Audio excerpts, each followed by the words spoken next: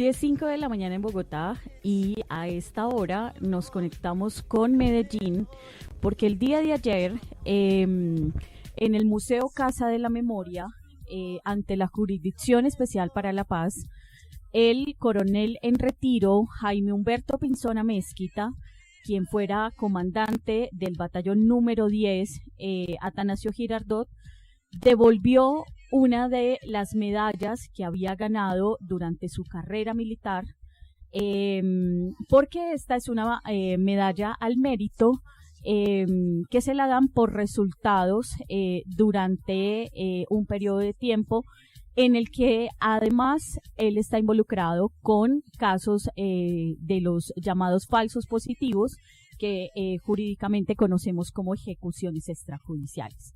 Para hablar de lo que sucedió ayer en Medellín, de lo que está pasando en la JEP con los militares y en específico del caso de Pinzón Mezquita, se encuentra conectado con nosotros, Nora Pulgarín, está su mamá Esperanza y uno de sus primos. Nora hace parte del colectivo de familiares víctimas de ejecuciones extrajudiciales en Antioquia, Tejiendo Memorias. Es un colectivo que se fundó hace más de 5 años con la intención de hacer memoria, ¿no? Y exigir verdad sobre los casos de falsos positivos de ejecuciones extrajudiciales en Antioquia.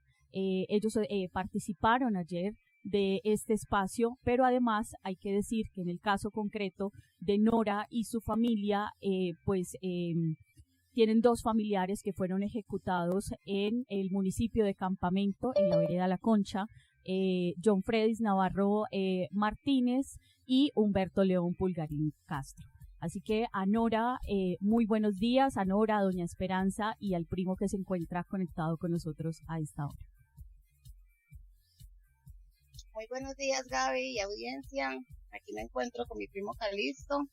Ya lo decía Gaby, mi mamá Esperanza y mi nombre que es Nora Pulgarín, una de las víctimas de los hechos criminales de este coronel Pinzón. Entonces no sé si es por preguntas, solicitamos. Sí, Nora, lo primero que queremos saber es cómo están ustedes hoy, cómo se sintieron ayer con este acto de reconocimiento de responsabilidad que hace este coronel y con esta devolución de la medalla. ¿Qué sintieron durante el evento y cómo se encuentran el día de hoy? Pues,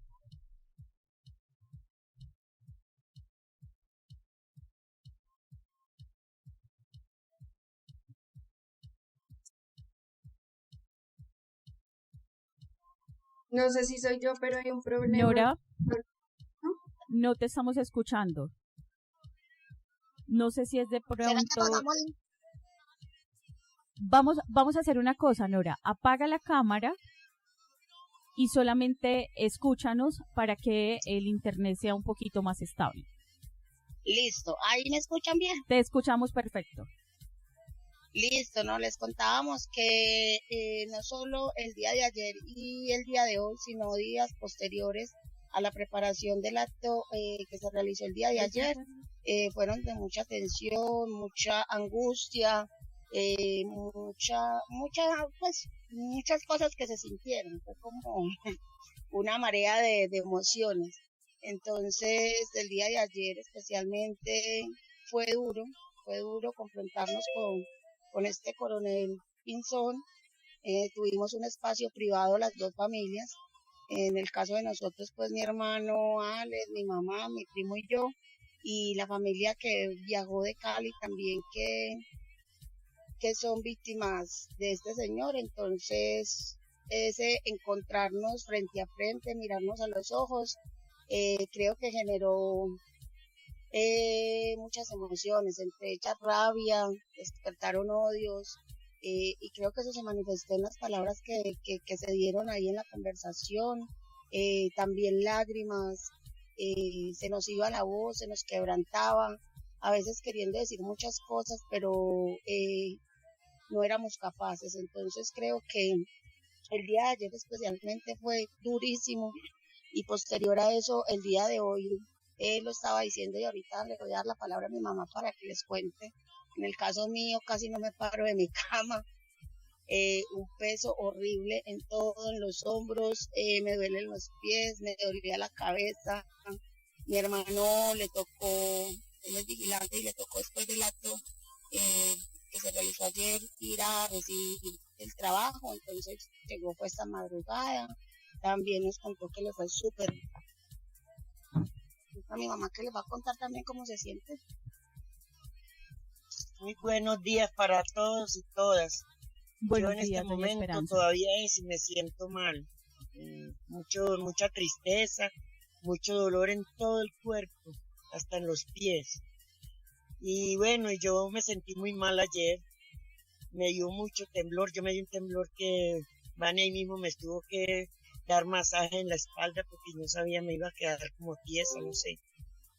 Y mucho dolor y llanto, y usted sabe, también le dije unas palabras a ese señor, pero no quise casi ni mirarlo, yo no me quería ni mirarle la cara de la misma cosa, angustia que sentía de ver que él hablaba y decía que sí, que él había sido culpable, pero que estaba arrepentido, pero que ya fue tarde que se arrepienta porque ya el daño está hecho, ya ellos no van a resucitar. Entonces, es un dolor que lo vamos a tener toda la vida, pero bueno, y seguiremos con él y en todo caso, muchas gracias y mi Dios les pague.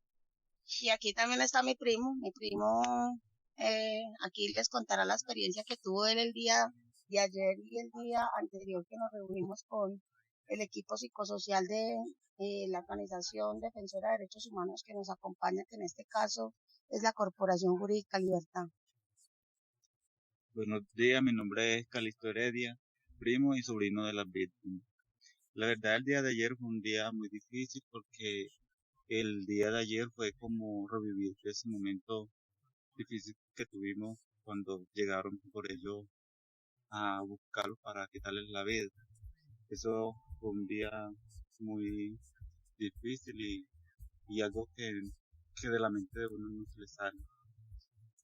Volver a revivir ese momento es un momento muy triste.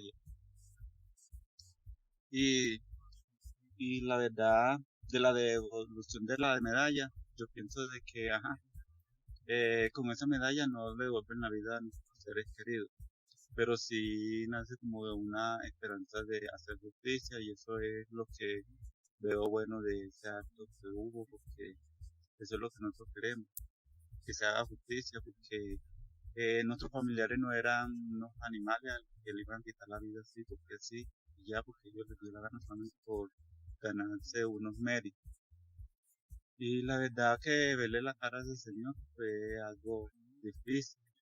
Tampoco fui capaz de hablar mucho, porque en realidad no me daba, sentía un turugón en la garganta de que no me dejaba como que decir nada.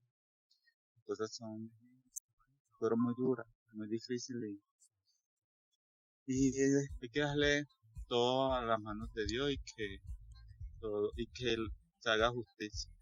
Muchas gracias y Dios los bendiga. A usted, Creo que Calixto. aquí también hago un paréntesis, Gaby, y es contarles que Calixto, el primo que me acompaña, es una víctima sobreviviente de estas ejecuciones extrajudiciales. Él se encontraba en el lugar con mi tío y mi hermano allá en la finca el día que los asesinaron. Entonces creo que para él sigue siendo todavía más duro revivir ese momento. Y me iban a preguntar algo. No, les íbamos a agradecer pues que nos contaran cómo les había ido el día de ayer. Yo sé que revivir todo esto no es fácil y contarlo tampoco. Desde el equipo de La Bolcha Radio pues les enviamos a ustedes también nuestro abrazo solidario y les agradecemos que estén hoy aquí en este espacio.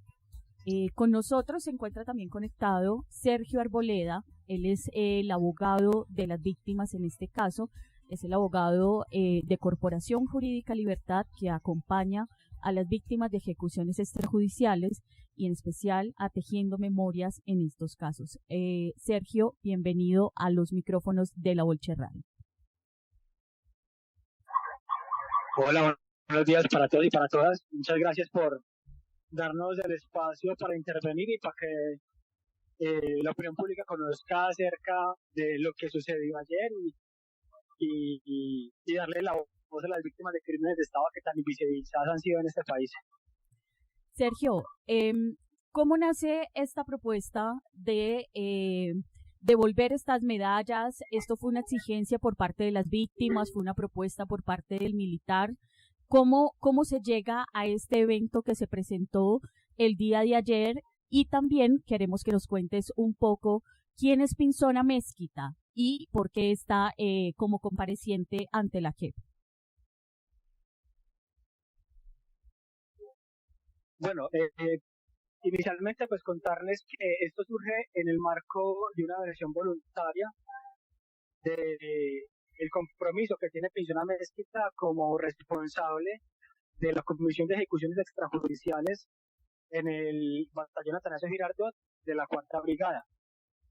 En efecto, pues hay que contar inicialmente que la Jurisdicción Especial para la Paz ha limitado mucho la participación de las víctimas en esas versiones voluntarias, e incluso en el marco de esta diligencia como Corporación Jurídica Libertad, como Tejiendo Memorias y las mismas familias, nos peleamos, nos luchamos la posibilidad de que las víctimas pudiesen intervenir de manera directa.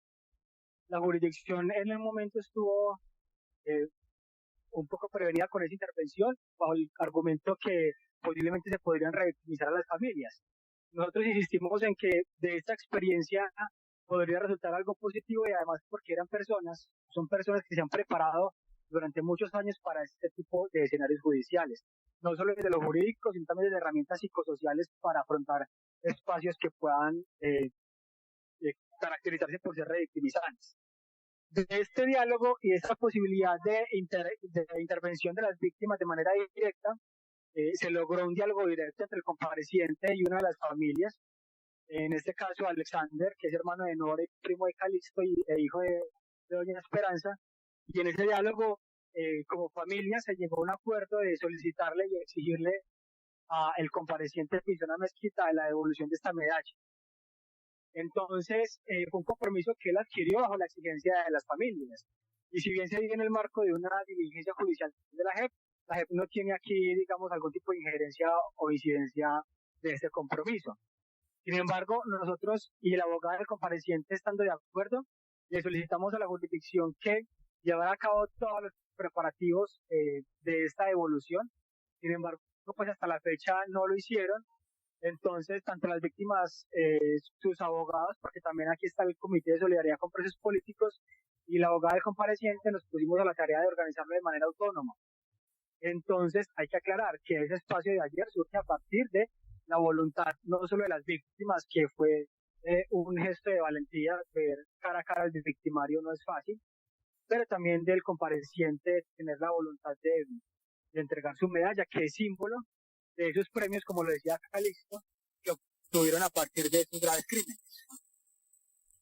Por otro lado, Pinzona Mezquita fungió como comandante del batallón Atanasio Girardot durante diciembre de 2005 a octubre de 2006, y durante este periodo, ni siquiera un año completo, registró o estuvo relacionado con 53 casos de ejecuciones extrajudiciales, que la gran mayoría de víctimas hoy siguen sin identificar.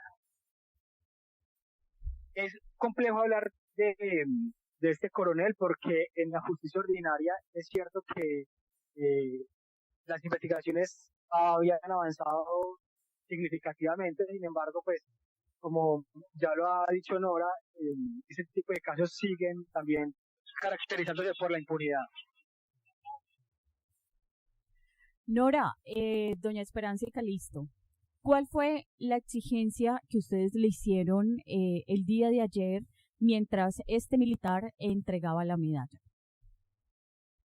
Creo que las familias estuvimos de acuerdo, Gaby, en esa parte, y fue que se diera un espacio, una audiencia colectiva en donde estuvieran tanto los subalternos, o sea, los soldados rasos, que al final fueron los que dispararon contra nuestros familiares, los que los asesinaron, como los que han estado involucrados en esas órdenes. Él lo mencionaba ayer en el discurso. Él se refería al señor general Reinaldo Castellanos Trujillo, al comandante del Ejército General Mario Montoya Uribe, al comandante Comando Conjunto del Caribe, al general Óscar Enrique González Peña, al comandante de la Séptima División, al brigadier general Luis Roberto Pico Hernández, al comandante de la Cuarta Brigada. Entonces queremos que todas estas personas puedan estar en un espacio donde ellos no tengan la posibilidad de chutarse la pelotica, de decir es que no, él era el que daba la orden, este fue el que firmó, es que yo no estaba consciente, es que yo no fui el que los maté. Entonces que nos puedan mirar a nosotros a la cara, y eso lo solicitábamos ayer, lo exigíamos nosotros las víctimas en medio del dolor y con la que puedan estar estas personas en un mismo espacio, sin sala espejos, ni de manera virtual, sino frente a frente, y nosotros podamos preguntarles todas esas dudas que nos agobian, toda esa verdad que hemos querido saber durante estos 17 años. Otra cosa que nos alegró, por un lado, fue el poder dignificar esos nombres de nuestros familiares, es decir, que finalmente no eran ni delincuentes, que no eran combatientes, sino que eran personas eh, inocentes. Entonces eso poderlo decir y escuchar fue en una parte sanadora para nosotros, ¿cierto? Porque en eso también nos hemos dado la pelea, la lucha de que los nombres de nuestros familiares sean limpiados, que ellos no eran ningunos guerrilleros, ni extorsionistas, ni combatientes. Entonces eso lo manifestó él ayer. Y creo que por ese lado fue un poco sanador el espacio de ayer. También nos hemos sentido muy satisfactoriamente contentos como colectivo tejiendo memorias, porque esto es un aliento de esperanza para todas esas víctimas de ejecuciones, como lo decía Sergio, que siguen impunes, que aún se desconocen, que aún no se reconocen. Entonces poder tener como esa luz que se ve en el final del camino, de esas luchas que a veces nos cansamos, ¿cierto? Que a veces muchos quieren desistir porque pasan 20, 25 años y no encontramos nuestros familiares, no encontramos esa verdad. Entonces ayer se pudo ver como esa luz y se abrió esa puerta como para que otros militares involucrados puedan también hacer estos actos, tener esta valentía de reconocer, no que seamos las víctimas, que hablemos de las ejecuciones y de lo que nos ha pasado, sino que sean también estos victimarios, estas personas que han estado involucradas, que reconozcan esa responsabilidad, como lo hizo Pinzón el día de ayer. Pero sabemos que no es él solo, entonces lo que queremos es que todas esas personas que estuvieron involucradas en esa desgracia que nos hicieron a nuestras familias, a estos familiares, en quitarnos a los seres queridos, puedan decir la verdad, pero una verdad que sea construida colectivamente. Yo tengo una pregunta tanto para la familia de la persona que fue víctima de los falsos positivos extrajudiciales como para el abogado Sergio. Y es, bueno, para Sergio, ¿qué va a pasar con el coronel Jaime Pinzón? Porque lo de, pues el acto que de ayer se entiende como una culpabilidad y una responsabilidad, como casi como una confesión, ¿no? Y para la familia también, ¿qué va a pasar con la familia? ¿Van a seguir con un proceso judicial? No sé, digamos ya desde ustedes como familiares, pues de las víctimas o de la víctima de las ejecuciones extrajudiciales. Bueno, hay que contar que Jack Pinzón Mezquita había confesado su responsabilidad de estos crímenes en el marco de la diligencia de acción voluntaria llevada a cabo en junio del año pasado. Evidentemente, hay mucha información que falta por esclarecer. Él aportó información significativa que permite relacionar a otros comandantes o hombres bajo su mando que estuvieron relacionados con estos casos, pero lo que se viene en el marco del subcaso Antioquia en la JEP es un poco complejo, y se los voy a contar por qué. Antioquia es el departamento de Colombia que tiene mayor cifra de víctimas de ejecuciones extrajudiciales. De la totalidad de las víctimas de ejecuciones, Antioquia tiene el 25% de estas personas afectadas, es decir, que de cada 4 víctimas, una sucedía en Antioquia. A pesar de ser el departamento con mayor número o cifras de víctimas de ejecuciones extrajudiciales, la JEP ha aplicado, como ya lo ha señalado previamente en la normatividad, unos criterios de priorización y selección de casos. En primer lugar, se prioriza de manera territorial. Antioquia es un territorio priorizado para que aborde e intente esclarecer estos casos. Por fuera de esta priorización inicial quedó Cali, pues el Valle del Cauca, el eje cafetero. Territorios también muy golpeados por las ejecuciones extrajudiciales, pero que a pesar de ello, la JEP no los priorizó. Antioquia está priorizado, pero cuando vamos a analizar la priorización de Antioquia se cierra un poco más porque no priorizó la jurisdicción todas las brigadas que operan en Antioquia, sino solamente la 4ª brigada. Ahí se nos cierra un poco más el margen de esclarecimiento. Sin embargo, no va a conocer de todos los casos de la 4ª brigada. De los 14 batallones que operan en la 4ª brigada, la JEP únicamente priorizó 6 batallones. Cierra mucho más la brecha de esclarecimiento y de justicia. El Atanasio Girardot, como batallón responsable en esta masividad de crímenes de lesa humanidad, fue priorizado. Bueno, y hay que también aclarar que no se priorizaron todos los casos de esos 6 batallones. Solamente se priorizó los casos entre 2002 y 2006. Es decir, que los casos de esos 6 batallones ocurridos antes de 2002 y después de 2006 no van a ser esclarecidos tampoco. Eso también cierra un poco más la brecha. Estos casos ocurridos entre 2005 y 2006 por parte de tropas de la Atanasio Girardot bajo el mando del coronel Prisión Mezquita están dentro del conjunto de casos priorizados. En este momento estamos abordando los casos del Bajés y de la 4ª brigada durante la comandancia de Mario Montoya Uribe, es decir, 2002-2003.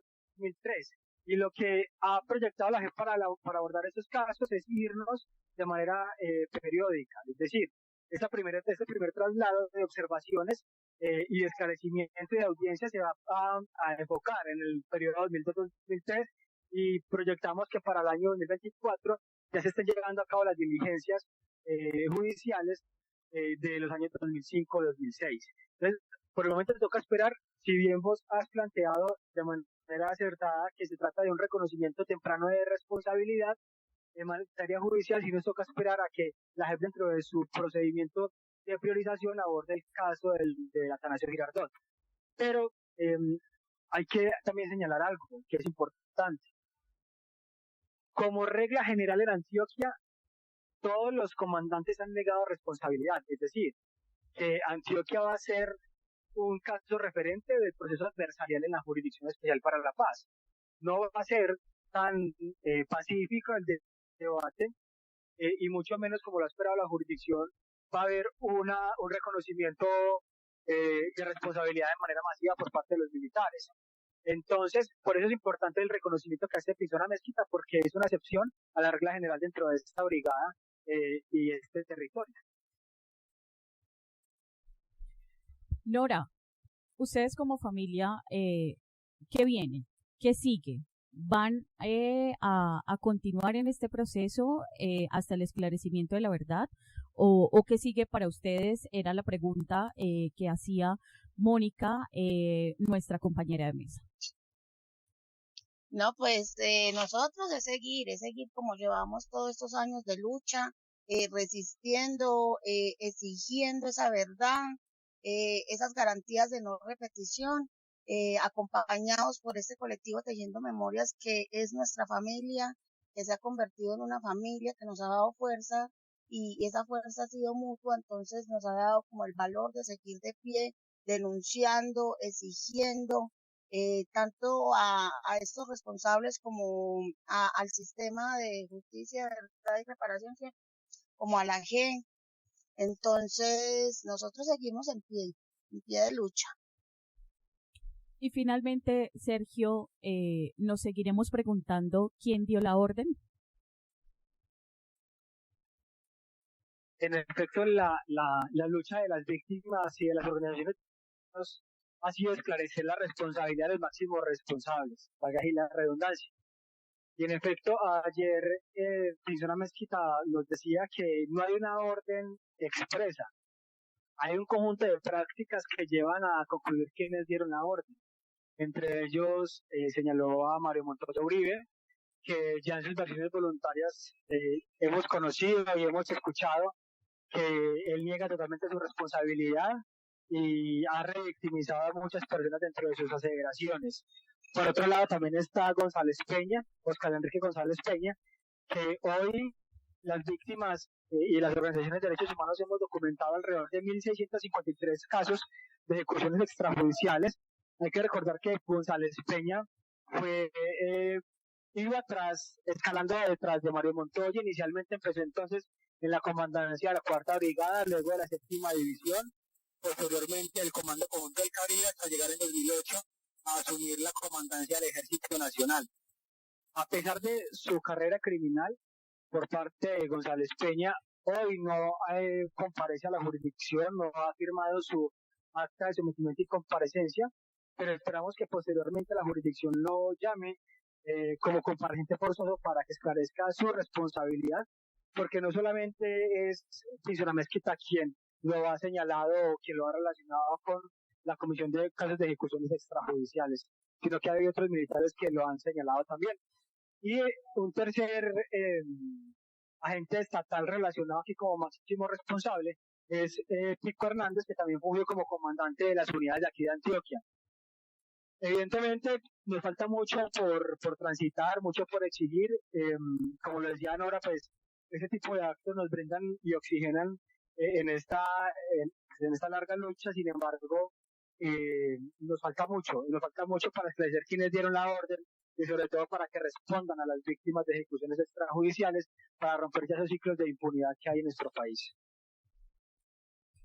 Bueno, a Sergio, a la Corporación Jurídica Libertad, a Nora, a la señora Esperanza, a Calisto y a todo el colectivo Tejiendo Memorias, nuestro agradecimiento por estar aquí en este espacio, por haber dedicado estos minutos también a hablar de la memoria, a hablar de la verdad, pero sobre todo a contarnos que la lucha de las víctimas continúa, que la lucha por la verdad sigue, como lo decía Nora, en pie, y que esto va a ser arduo, pero que aquí nadie está milanado y que aquí nadie se rinde hasta realmente conocer qué fue lo que pasó con la vida de cada uno de los familiares. También decir que en Colombia este fenómeno de las ejecuciones extrajudiciales abarcó todo el país, porque incluso hasta hace algunos años se pensaba que habían departamentos como Amazonas o como San Andrés, en donde este delito no había tocado, donde esta práctica no se había realizado, y en el Encuentro Nacional de Víctimas de Ejecuciones Extrajudiciales, organizado por la Comisión de la Verdad, una de las conclusiones fue que ningún departamento del país se salvó de esta práctica, de este crimen tan atroz. A las víctimas les enviamos nuestro abrazo solidario también, y bienvenidos y bienvenidas siempre a estos micrófonos de La Bolche Radio. Nosotros y nosotras también desde aquí nos seguiremos preguntando quién dio la orden.